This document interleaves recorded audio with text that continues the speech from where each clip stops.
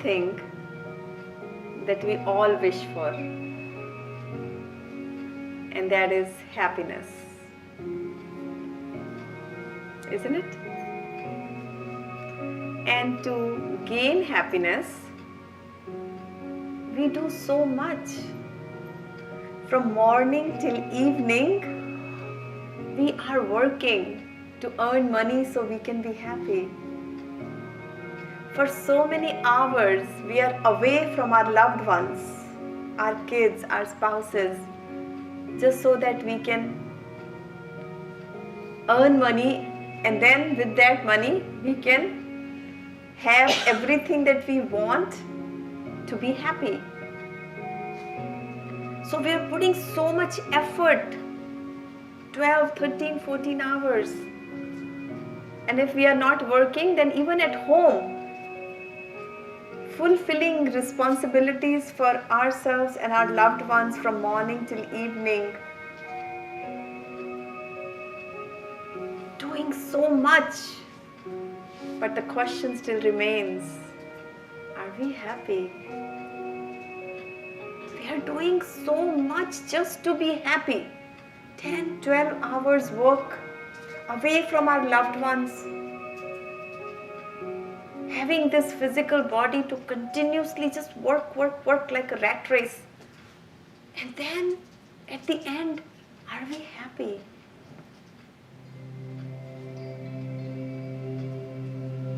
What takes that happiness away from us?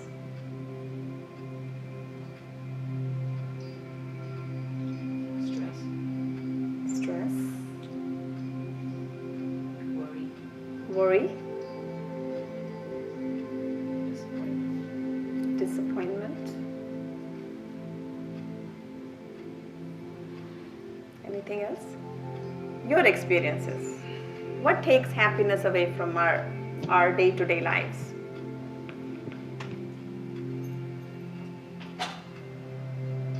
We want something to happen and it doesn't happen. We expected something from someone and that person didn't do that for me, so I'm unhappy. I wanted a situation to be some way, but it turns out to be very different, so I'm unhappy. So in conclusion, if we just sum it up, what it means is that when things don't go according to my expectation, whether it's people who don't behave the way I want them to behave, or situations that don't turn out to be the way I want them to be, then I'm unhappy. Isn't that? Everything falls under this. When the situations, people don't turn out to be the way I wanted, I expected, I anticipated, that takes away my laughters.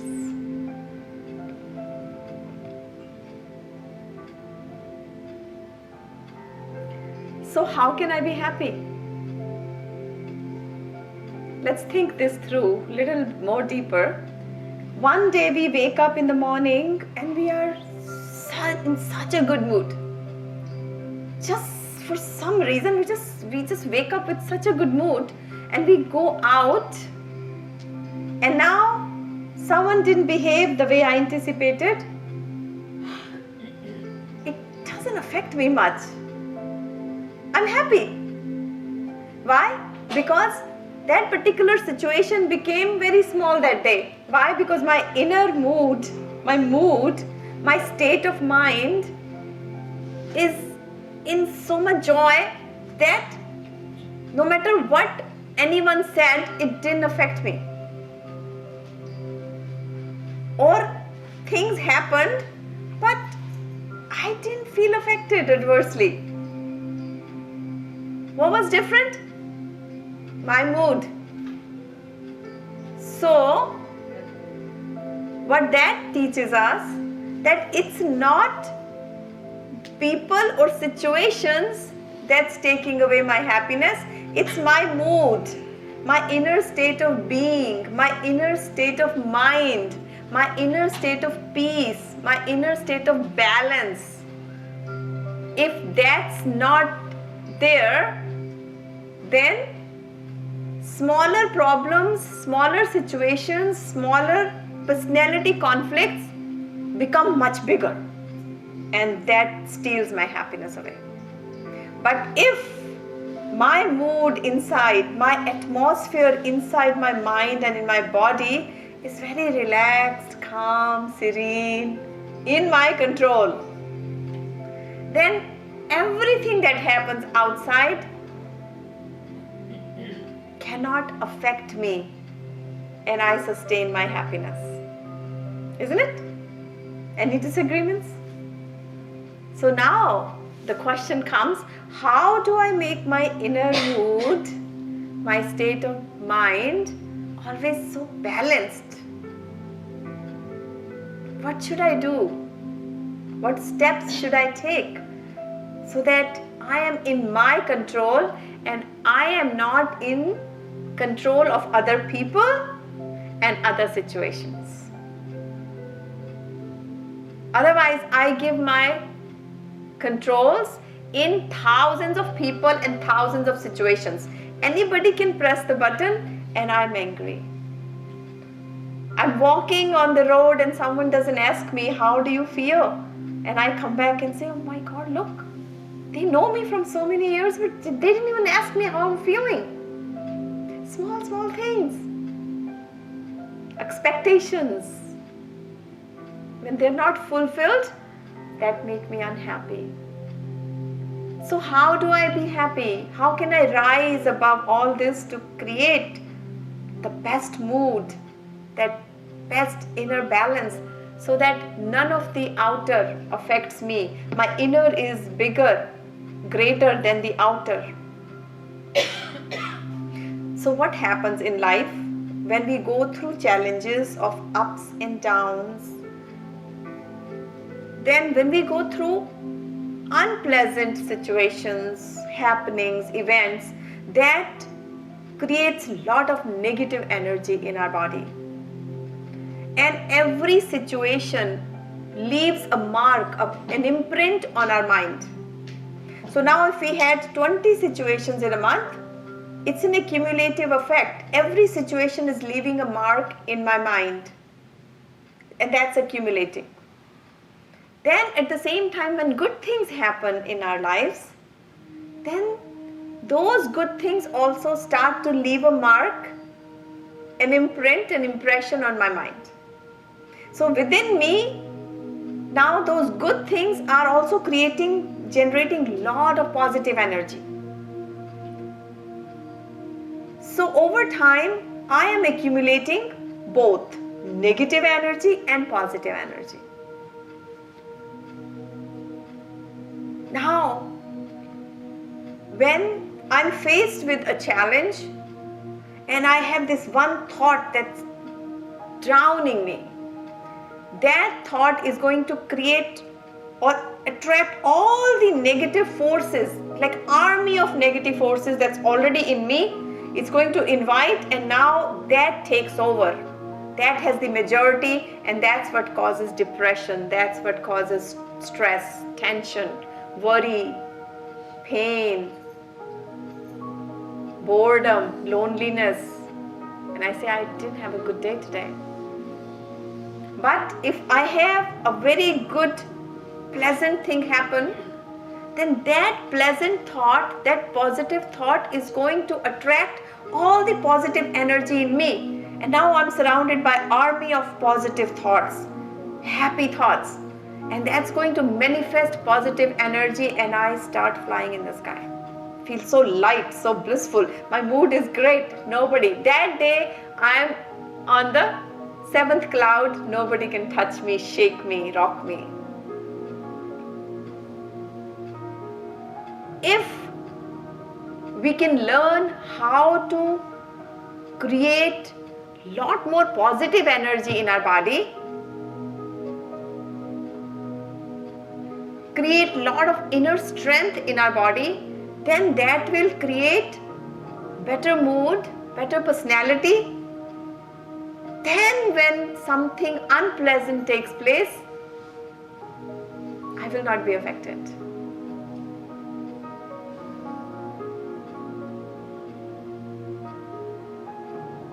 So we need to do few things. One is make a commitment. Make a commitment that I will keep the control of my mind and body in my hands by creating that inner mood, that inner balance. Second thing, believe in yourself. All these examples that I share with you before we start meditation is so that we can believe that yes, I can do this.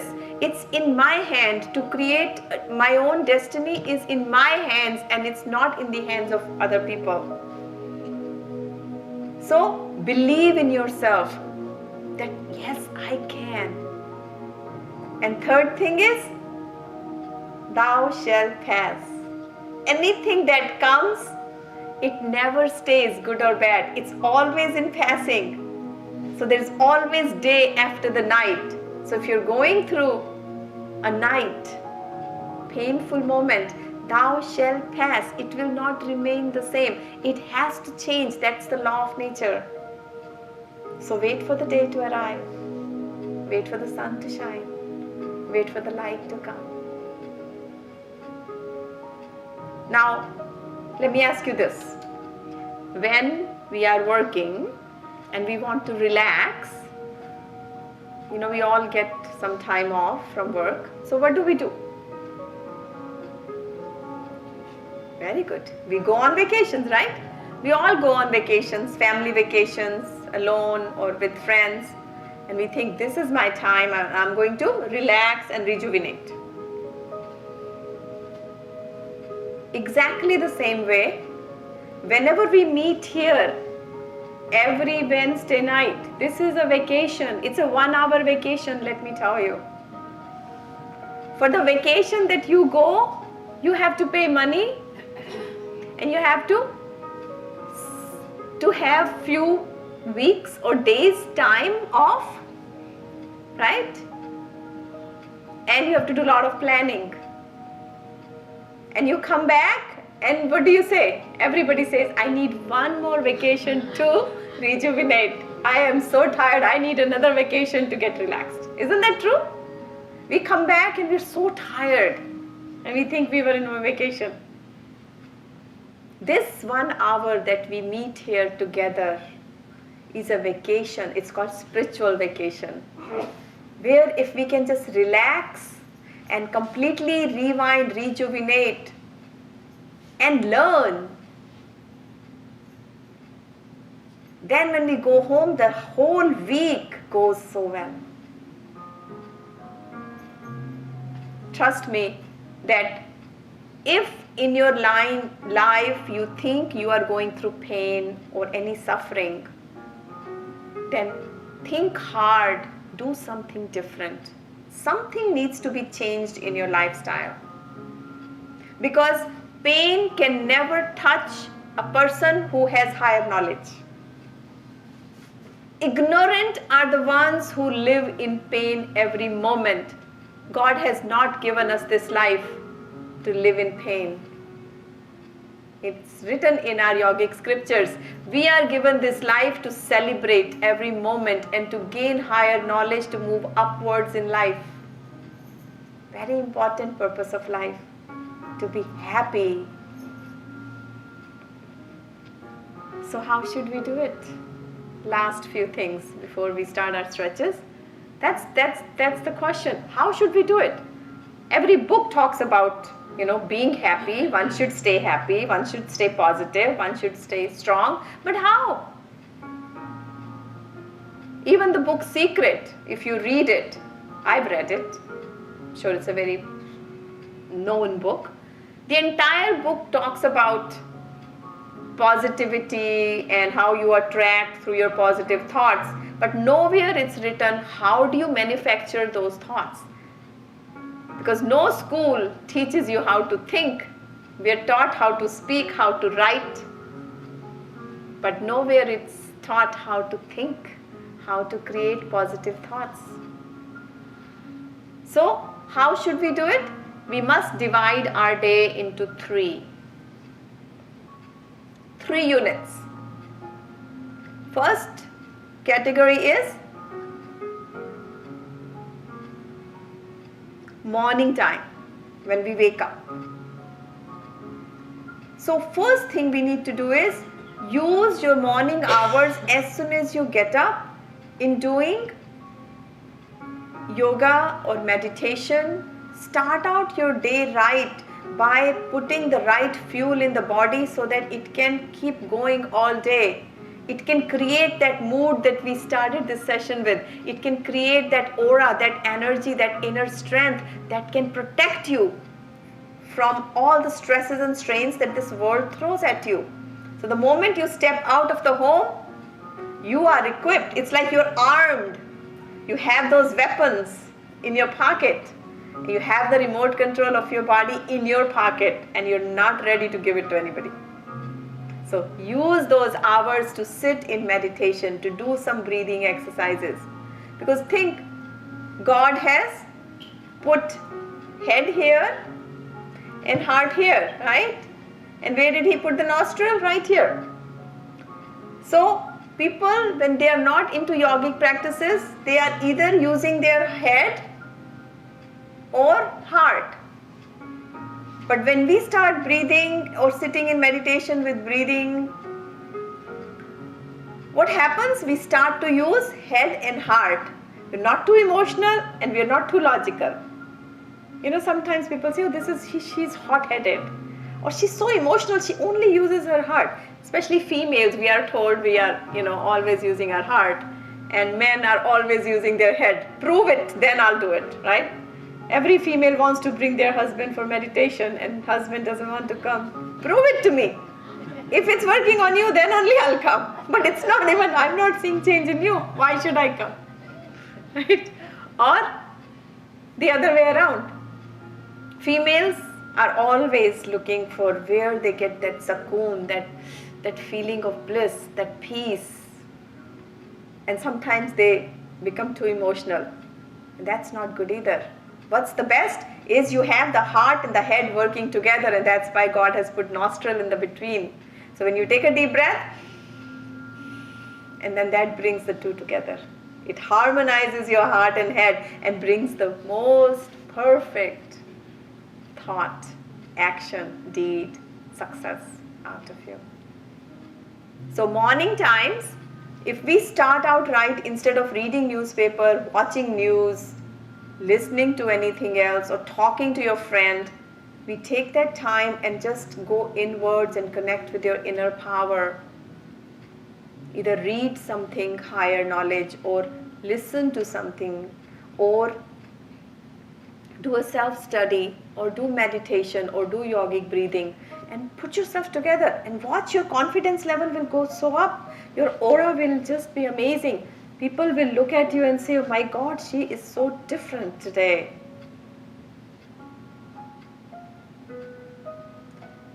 Morning hours. Then the second part is we all have to work. And nowhere in the scriptures it's written that we shouldn't work. Effort is also needed to sustain this body and our family needs. So then we go to work, and now we are armed with our weapons of peace and balanced mind and inner strength and so much energy. Now go and do your work. Your productivity will increase, your creativity will increase, your intellectual powers will be the highest, your outcomes will be so beautiful, second to none. People will be shocked to see how wonderful you do everything so differently. Your outcomes are so different, so unique. Even you will shock yourself. Wow, I never thought I could do this. So then, third thing is when you come home in the evening, now just like you go and you earn money, and then what do? You use that money to buy things to create happiness. Now that you have earned that, you come back, and now family time. Come back and share the joy, the peace, the happiness with your family. And before sleeping, again conclude with the same little bit what you did in the morning. Sleep with peaceful thoughts, so that when you wake up like a blossomed flower with so much energy. That is the secret behind it. Take charge of your life each day. If we don't live like that, it's a great loss. Each day when we spend in pain or suffering or worrying about something, it's a great loss, because we are creating that impression in our mind. When we get used to of living in pain, let me tell you, it becomes a sanskara. You are always unhappy. And then even when the good things happen to you in your life, you still don't know how to be happy, because you're so used to of always being unhappy that even good things come, but you have the sanskara to always stay unhappy. So you're also sad, good or bad, but you're always sad. So Brahmuhurat, morning time, dedicate by putting your energy together and connecting with your source, yourself. And then, so that's called Sattva. That time Sattva prevails in the atmosphere. That is the time when then Sattva is the highest in the atmosphere that supports us. So we do a little bit of meditation and all of a sudden it brings so much more good to us. And then when we go out to work, then Rajas is prevailing in the atmosphere.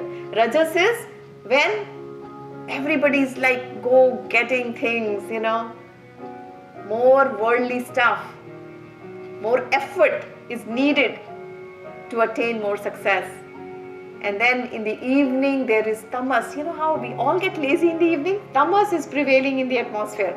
That's the time if you can just take that divine love that you have created in the morning and share it with your loved ones. Sit down and just dine together, or just laughters and smiles and peace, and forget about worrying about the future, being anxious about the future or past, and just be at that moment.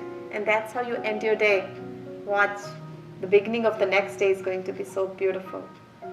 So take charge of this very moment, and your next moment is guaranteed to be best. So without worrying about future, just make this moment the most beautiful moment of your life. So when we start these yogic practices, yogic stretches, drop everything that's in your mind and only connect to this very moment where you and I are together, and we are here to connect with the inner power and rejuvenate and have this beautiful spiritual vacation. So let's go ahead and stand up. We'll start our stretches.